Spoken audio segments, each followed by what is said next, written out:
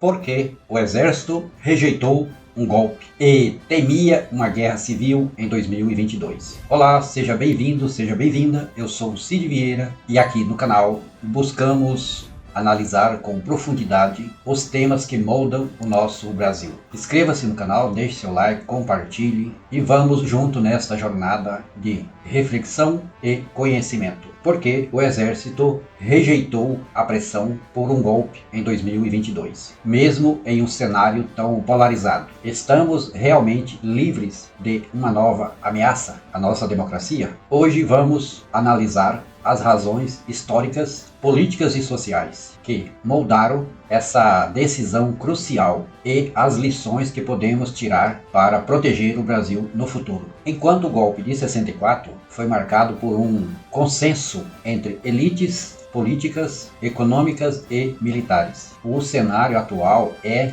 dominado por uma polarização intensa e um risco evidente de conflitos generalizados. Mas por que o alto comando do Exército rejeitou essa ruptura institucional? Quais foram os fatores que levaram a essa decisão? Vamos explorar isso com profundidade. Primeiro, polarização e um risco de uma guerra civil. A polarização política no Brasil atingiu níveis alarmantes nos últimos anos. Em 1964, apesar de tensões, havia um consenso anticomunista que uniu as elites e justificou o golpe militar sob o pretexto de salvar a democracia. Já em 2022, a realidade era outra. O país estava totalmente dividido entre dois polos políticos, fortemente mobilizados. De um lado, havia os apoiadores do Bolsonaro em frente aos quartéis pedindo golpe de Estado. De outro, uma oposição igualmente engajada, com militância ativas e dispostas a resistir a qualquer tentativa de ruptura democrática. Além disso, as políticas de flexibilização do armamento implementada pelo governo Bolsonaro criaram um cenário de alto risco. Nunca antes o país teve tantas armas em circulação entre civis. O alto comando do Exército sabia que, em caso de um golpe, haveria resistência organizada, protestos em massa e possivelmente conflitos armados em várias regiões do Brasil. Uma guerra civil seria inevitável e catastrófica. Ao mesmo tempo em que a polarização trazia o fantasma de um conflito interno, outro elemento crucial pesava contra a previsão de um golpe. O apoio político necessário para considerar essa ruptura estava longe de ser unânime no Congresso. Falta de apoio no Congresso. Em 1964, o Congresso Nacional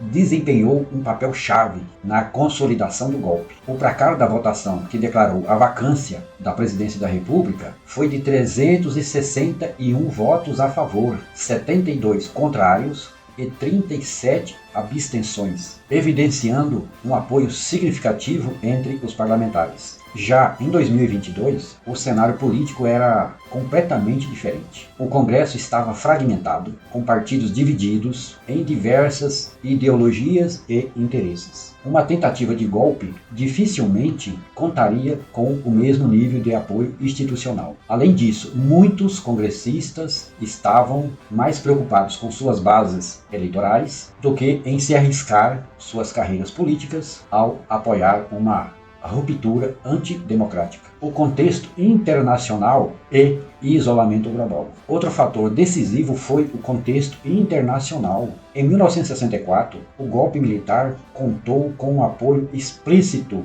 dos Estados Unidos, que financiavam ações para conter o comunismo na América Latina. Durante a Guerra Fria e 2022, eles não tiveram esse apoio. Enquanto em 1964 o Brasil contava com o respaldo explícito dos Estados Unidos como parte da sua política anticomunista, em 2022 o cenário era totalmente diferente. O mundo estava cada vez mais intolerante com rupturas democráticas, especialmente em economias emergentes como o Brasil. Para o alto comando, ignorar esse contexto arriscaram avaliações severas, isolamento político e colapso de acordos internacionais estratégicos que sustentam nossa economia globalizada. Além disso, o Brasil se tornaria um pária no cenário global, algo que o alto comando do Exército sabia ser desastroso para o futuro do país e para a própria credibilidade das Forças Armadas. A polarização promovida por Bolsonaro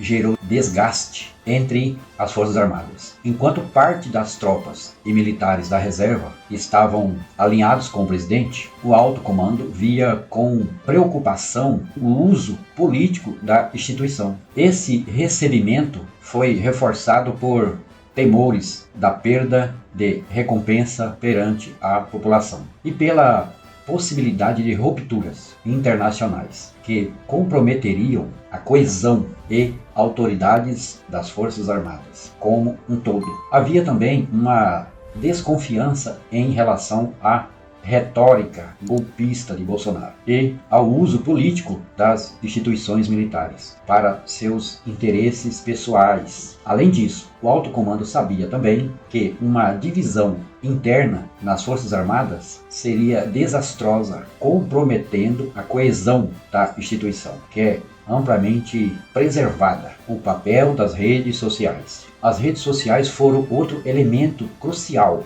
que mudou completamente o jogo político. Já em 1964, o controle da mídia tradicional garantiu que os militares dominassem a narrativa do golpe, justificando suas ações perante a população. Já em 2022, as redes sociais deram voz a milhões de brasileiros, permitindo uma mobilização instantânea e rápida e eficaz contra qualquer tentativa de golpe. A capacidade de expor abusos, organizar protestos e chamar a atenção global tornou qualquer ruptura institucional um ato de altíssimo custo. Além disso, enquanto as redes sociais dificultavam o controle da narrativa pública, outro desafio cirúrgico dentro das próprias Forças Armadas, divisões internas que poderiam comprometer qualquer plano de ruptura institucional. As lições de 1964 e o trauma dos AIs, ou AI 1, 2, 3, 4, 5, 6. O golpe de 64 deixou um legado traumático. Sob o pretexto de restaurar a ordem democrática, o regime militar rapidamente adotou medidas autoritárias. O ato institucional número 1, AI1, que concentrou poderes no executivo e eliminou liberdades políticas. O resultado foi uma ditadura de 21 anos, marcada por violações de direitos humanos, censura e retrocessos econômicos e sociais. O alto comando já de 22 sabia que repetir essa história seria um desastre, não apenas para o país, mas para a própria imagem das Forças Armadas. O papel do Judiciário na preservação da democracia. O Supremo Tribunal Federal, STF, e o TSE desempenharam um papel crucial em 2022. Diferentemente de 1964, quando o Judiciário, em grande parte, foram conivente com o golpe. Com decisões firmes, o STF impediu a escalada de discursos golpistas e reafirmou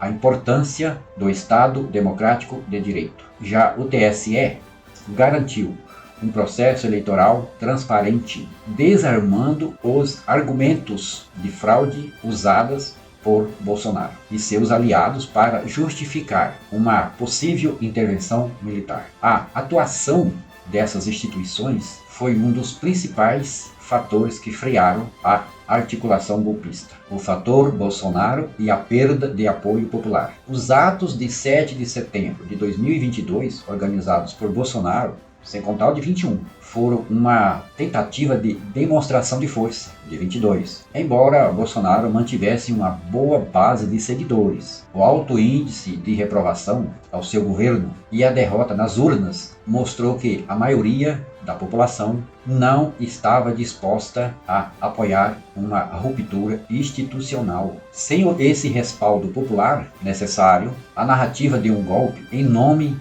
da vontade do povo não se sustentava. E o exército enxergou isso. E para concluirmos, o medo do exército de uma guerra civil, o isolamento global, a resistência institucional e os traumas históricos foram determinantes para que o exército rejeitasse, o alto comando do exército rejeitasse uma aventura golpista em 22, diferentemente de 1964, porque vivemos em um Brasil muito mais conectado, uma conexão instantânea, o Brasil todo, mais polarizado e ao mesmo tempo mais atento, onde as redes sociais e instituições democráticas desempenharam papéis fundamentais em expor e conter qualquer tentativa de ruptura. A experiência de 22 nos ensina que a democracia é um patrimônio coletivo da população brasileira e que exige vigilância constante e não é um sistema garantido por inércia, que depende de instituições robustas e de uma sociedade engajada e de um compromisso genuíno com o Estado de Direito. Mas a história sempre coloca à prova a nossa capacidade de proteger aquilo que construímos. Será que estaremos prontos para resistir novamente? Se novos desafios surgir?